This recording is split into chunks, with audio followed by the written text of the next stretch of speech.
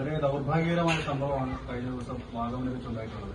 ഇന്ന് 10 ദിവസമായിട്ടും വാഗമൺ പോലീസ് ഈ വിഷയത്തിൽ ഒരു നടപടിയും സ്വീകരിച്ചിട്ടില്ല എന്നുള്ളതാണ്. അത് മാത്രമല്ല, ഈ വിഷയത്തിലെടുത്ത എഫ്ഐആർ എന്ന് പറയുന്നത് തീർത്തും ദുർബലമാണ്.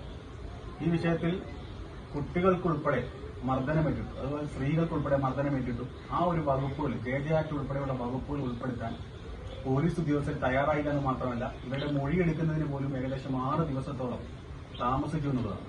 ഇത് യഥാർത്ഥത്തിൽ നമുക്കറിയാം, ഇത് ഒരിക്കലും അനുവദിക്കാൻ കഴിയില്ല. പ്രത്യേകിച്ച് വാഗമൺ ഒരു ടൂറിസ്റ്റ് കേന്ദ്രമാണ്. അവിടെ ഇതുപോലെ അക്രമങ്ങൾ ഇതിനു മുമ്പും പലതവണ ഉണ്ടായിട്ടുള്ളതായി പ്രദേശവാസികൾ പറയുന്നു.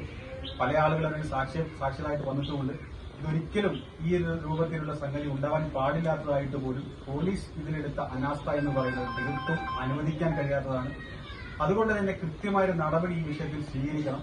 മാത്രമല്ല, ഇവിടെ അക്രമം ലഭിച്ച ഒരാളെന്ന് പറയുന്നത് 5 വയസ്സ് 6 വയസ്സുള്ള കുട്ടി ഉൾപ്പെടെ, ഭിന്നശേഷിക്കാരിയായ പെൺകുട്ടി ഉൾപ്പെടെ, സ്ത്രീകൾക്കുൾപ്പെടെ അക്രമം വേണ്ടിയിട്ട് സ്ത്രീകൾക്കെതിരായിട്ടുള്ള അക്രമത്തിന്റെ വകുപ്പുകൾ ചേർക്കാൻ എഫ്ഐആറിൽ കാണാൻ സാധിക്കുന്നില്ല.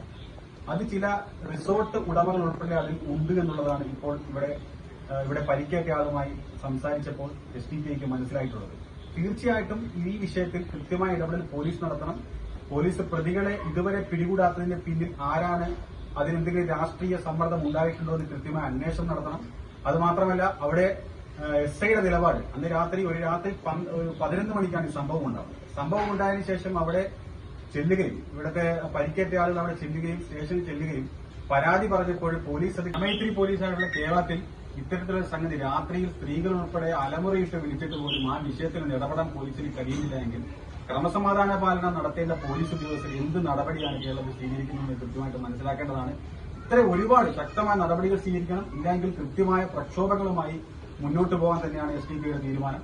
കാരണം ഇതിനി ആർക്കും ഉണ്ടാവാൻ പാടില്ല. ഇവിടെ ഒരുപാട് ആളുകൾ, പ്രത്യേകിച്ച് വാഗമൺ കേന്ദ്രീകരിച്ച് ഒരുപാട് ആളുകൾ ഉല്ലാസയാത്ര പോകുന്ന ആളുകളാണ്.